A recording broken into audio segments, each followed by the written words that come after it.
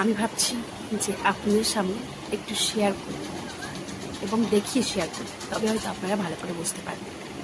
কারণ বিশ্বাস করুন, একদম মন থেকে বলছি, একদম মন থেকে বলছি, আপনাদেরকে আমার বন্ধু মনে করি, আমার ফ্যামিলি মেম্বার্স মনে করি।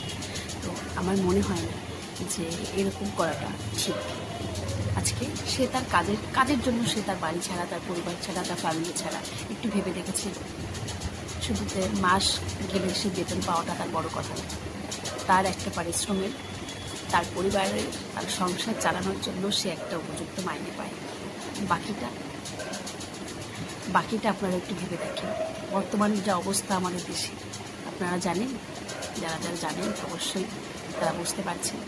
বেশি কিছু বলার নেই।